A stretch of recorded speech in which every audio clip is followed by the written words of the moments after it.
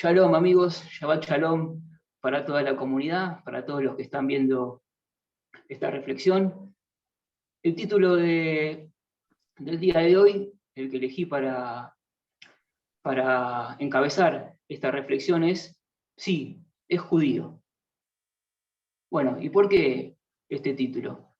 Esta frase bien pudo haber salido de la boca de un contemporáneo de Yeshua, hace 2 milenios, o bien cualquier persona podría mencionarla ahora, haciendo alusión al Mesías esperado por el pueblo de Israel.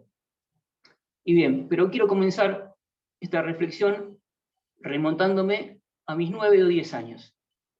Yo era un chico de escuela primaria, estaba en 4º o 5º grado, realmente no lo recuerdo bien, pero sí recuerdo muy bien una frase que me dijo un compañero, sabiendo que yo era judío, soy judío de parte de padre, de parte de madre.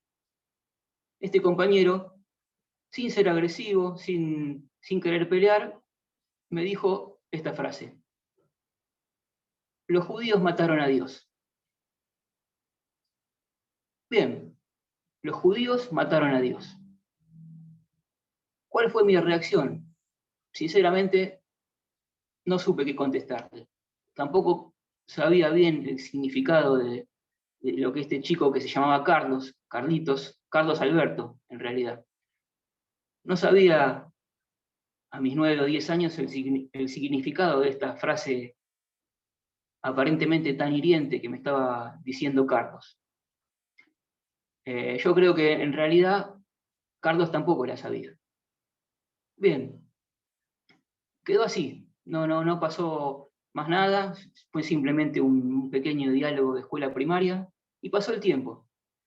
Yo realmente, como dije, no tenía mucha idea de cuál era el significado de lo que me había dicho mi compañero.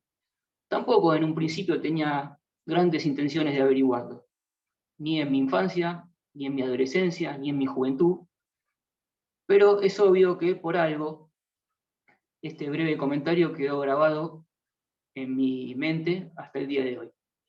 Por algo entiendo que el Señor propició que esta escena tan añeja y aparentemente tan irrelevante quedara en mi interior hasta que en este momento, como todos están escuchando, está saliendo a la luz. Ahora bien, ¿tenía razón Carlos?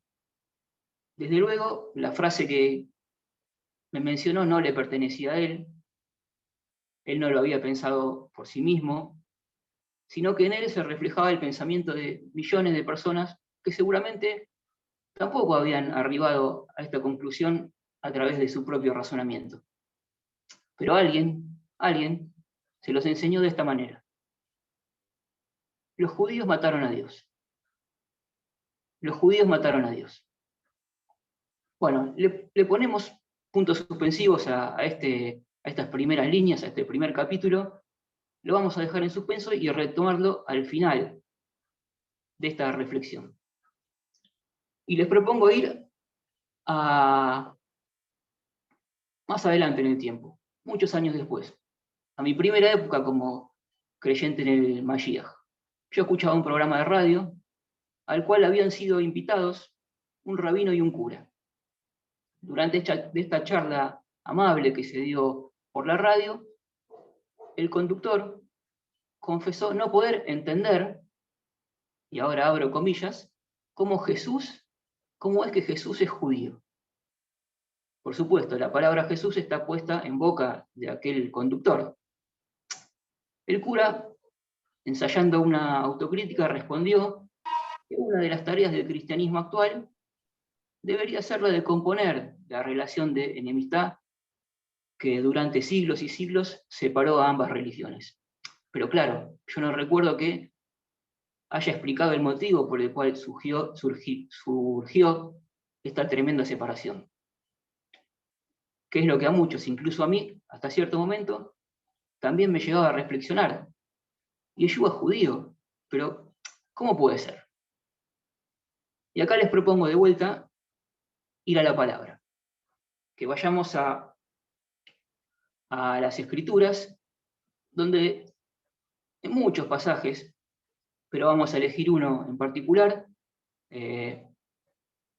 uno simple, Mateo 1:1, se habla de la tabla genealógica de Yeshua y dice, hijo de David, hijo de Abraham. Así se lo presenta a Yeshua en Mateo. Bien, ¿cómo se llegó a esta situación?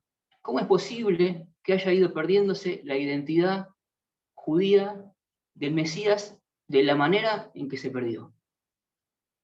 Y tengo que volver a la frase, los judíos mataron a Dios.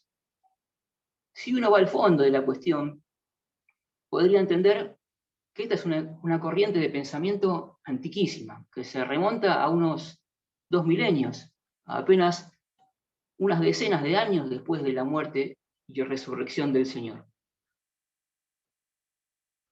Pero basta con releer ciertos pasajes puntuales de las Escrituras para saber que si bien esto de que los judíos mataron a Dios tiene una cuota de exactitud, para nada se ajusta a lo que ocurrió realmente, y es apenas una pequeña parte de la verdad. Vamos de vuelta a la palabra y leemos en 1 Corintios 15, 3, 4. Yo elegí la nueva versión internacional, NBI, pero bueno, está de acuerdo a esto en muchas otras versiones. ¿Qué dice esto? 1 Corintios 15, 3, 4.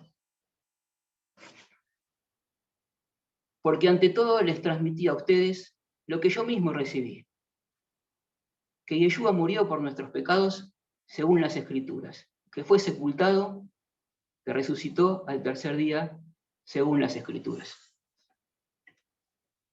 Bien, si se presta atención a lo que dice la palabra, es muy sencillo comprobar algunas cuestiones básicas.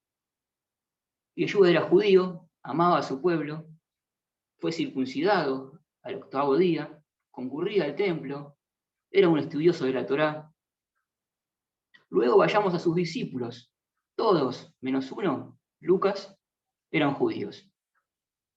Y ojo, no eran judíos renegados, sino judíos muy respetuosos de la ley, de la Torá, y temerosos del Señor.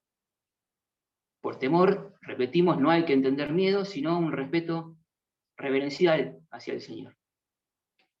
Quizás resulta difícil comprenderlo desde la perspectiva de 2022, pero sí, Pedro, Pablo, todos esos apóstoles, ahora tan identificados con el catolicismo, con el cristianismo, eran judíos.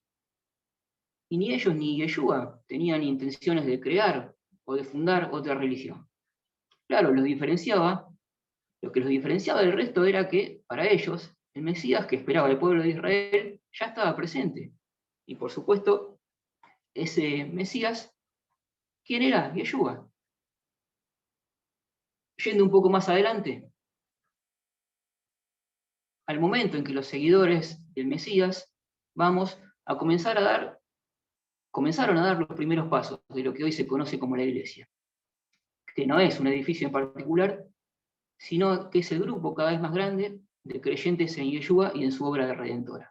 Este término, iglesia, proviene de la palabra griega eclesia, que asimismo significa congregación.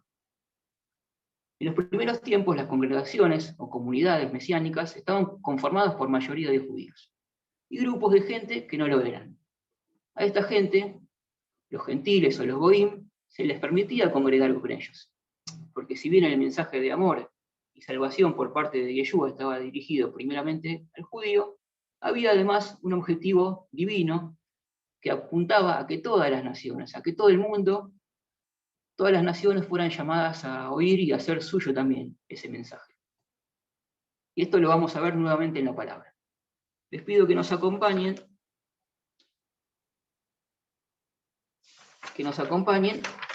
a Juan 10:16, del 16 al 18 en realidad, donde dice, Yeshua es el que habla.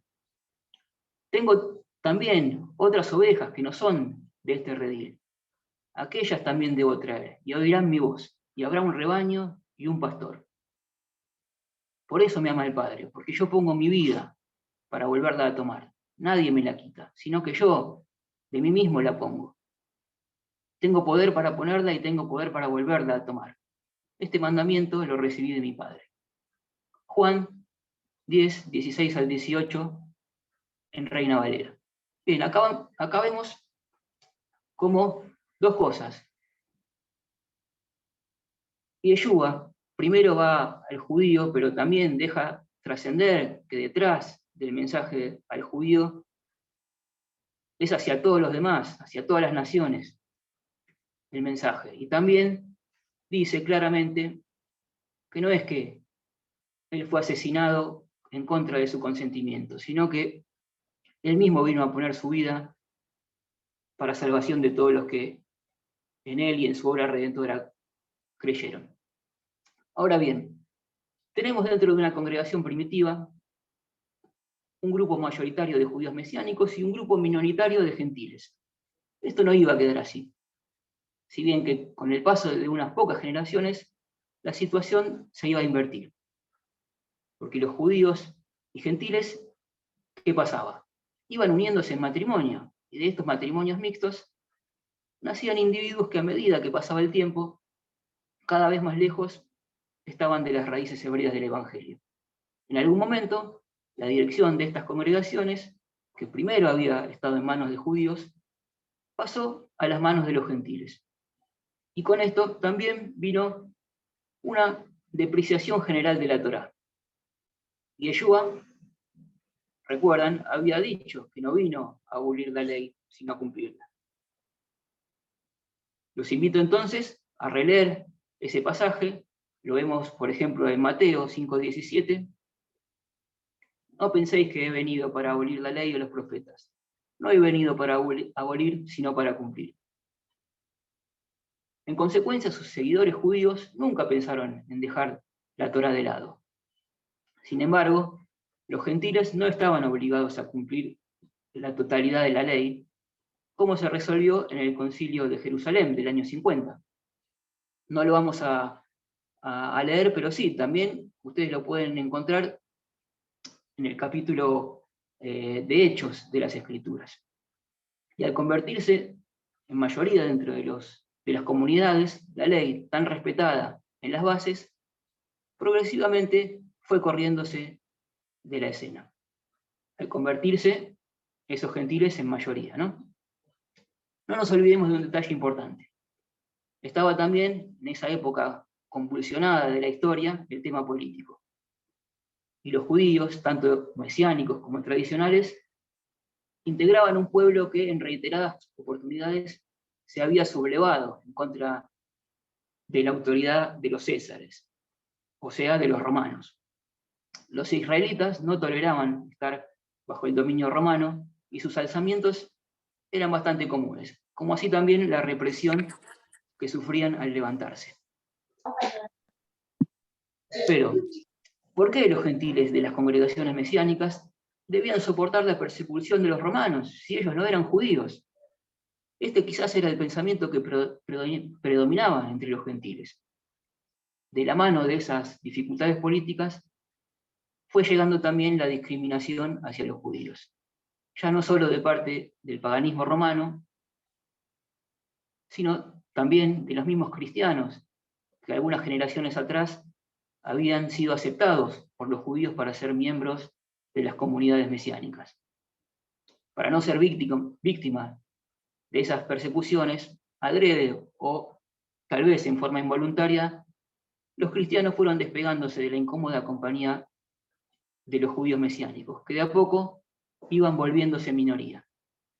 Como resultado de esa diferenciación, también a la Torá se le fue aportando cada vez más de la vida de los creyentes en el Mashiach judío. Seguimos en el tiempo, en aquellos primeros años de la iglesia, y vemos cómo de a poco esta iglesia fue archivando los elementos esenciales en la vida del judaísmo. El Shabbat, el Pesaj, el resto de las fiestas solemnes. Finalmente, un par de centenares de años después, el emperador Constantino impuso el cristianismo como religión obligatoria. Y la aceptación de la religión cristiana por parte del Imperio Romano fue un golpe mortífero para las raíces hebreas del Evangelio. Paradójicamente, Yeshua y sus discípulos nunca habían querido fundar una nueva religión. Pero ya la división estaba planteada. Y no solo se menospreciaron las raíces hebreas por parte de los gentiles, a los que los judíos habían hecho partícipes de sus congregaciones, aparte también comenzó el hostigamiento, en lo que resultó una continuidad de las tantas persecuciones y matanzas que el pueblo de Dios padeció a lo largo de su historia. Y si los judíos mataron a Dios, entre comillas, las cosas relacionadas a ellos pasaban a ser vistas como repulsivas. Frente a este panorama, ¿quién iba a seguir observando la ley? ¿Qué triste destino podría correr la Torá, ahora olvidada y catalogada como abolida? Hay muchas cuestiones más por analizar en esta búsqueda de razones, pero vamos a detenernos en una muy importante: las traducciones. Sabido es que en los tiempos antiguos, antes de la invención de la imprenta, casi nadie, a excepción de las máximas autoridades, casi nadie tenía acceso a las escrituras, por lo que a las multitudes les llegaba una visión subjetiva de la Biblia. Cuando hace unos siglos se inventó la imprenta, esto se solucionó, aunque claramente no del todo. ¿Por qué? Porque los encargados de traducir los escritos en los diferentes idiomas, en muchos casos eran monjes, que vivieron en un contexto de segregación hacia el judaísmo. Por ende, también aplicaban una visión parcial. Las traducciones llevan un sello de subjetividad, ya que las palabras de un idioma muchas veces no coinciden con la de otro, más todavía con el hebreo, donde un solo vocablo puede llegar a tener unos cuantos significados distintos. En consecuencia, las versiones bíblicas que conocemos hoy llevan una cuota de elementos que no son los originales. Es decir, que a través de las traducciones también se da el menosprecio hacia los judíos y hacia su ley. Vemos entonces también en las Escrituras un pasaje clásico, Mateo 7:23. Yo lo tengo acá marcado en la Reina Valera. Dice: y entonces les declararé, nunca os conocí, apartados de mí, hacedores de maldad. Esto lo dijo el propio Yeshua. Quizá esto, viendo las versiones en español de hoy, está así en todas, pero si nosotros recurrimos a las escrituras originales, vamos a ver, y esto sería muy largo de explicar, sería quizá un motivo de un estudio bíblico aparte, que hay una palabra, anomia, que en realidad no significa hacedores de maldad, sino que significa quebrantadores de la ley. Con esto, Yeshua estaría reprendiendo a los que se han apartado de la ley. Como dije, es un estudio más complejo que requeriría mucho tiempo más. No nos vamos a detener en eso, sino que ya para redondear vamos a seguir adelante. Y así, en resumidas cuentas, llegamos hasta nuestros días. A la década del 80, cuando mi compañero Carlitos me dijo que los judíos mataron a Dios. O a la década de 2010, cuando un conductor radial confesó no poder creer que Jesús, entre comillas nuevamente, Jesús era judío. Si tuviera la posibilidad de charlar con ellos, creo que al periodista le sería de utilidad la reflexión que acabamos de dar. También a Carlitos, pero en cuanto a él, yo iría un poquito más lejos y le diría esto. En parte tenés razón, los judíos lo mataron, pero también además de los judíos, fueron los gentiles, fueron los paganos, todos lo mataron, todos lo matamos. Aunque lo más importante es que él, como vimos, fue el que se entregó mansamente, porque justamente a eso vino al mundo, a morir por los pecados de todos. Y sabes una cosa, Carlitos, le seguiría diciendo, si los judíos no hubieran matado a Dios, si entre todos estos no lo hubieran asesinado como lo hicieron ni vos, ni yo, ni nadie, hoy estaríamos habilitados para entrar al cielo y gozar de su presencia. Bien, amigos, y con esto llegamos al fin de esta reflexión. Espero que haya sido de utilidad, la hayan disfrutado como lo disfruté yo al darla. Nos despedimos hasta la semana que viene y la vamos a seguir, obviamente, después, fuera del Zoom, charlando amigablemente como cada Shabbat. Un abrazo grande, Shabbat Shalom para todos y muchas bendiciones.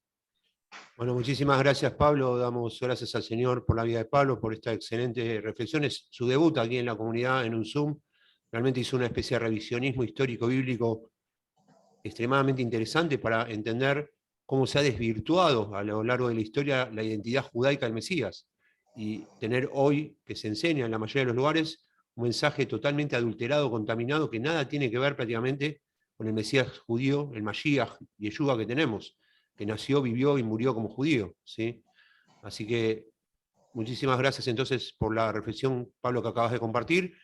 Bueno, le decimos a todas aquellas personas que están viendo esta reflexión por YouTube, por las distintas plataformas, por internet, que si quieren sumarse a la comunidad Javelin Tobim, nos pueden mandar un mail a comunidadjavelintobim@gmail.com y también se pueden suscribir de manera gratuita a nuestro canal de YouTube, que es Comunidad Javelin Tobim.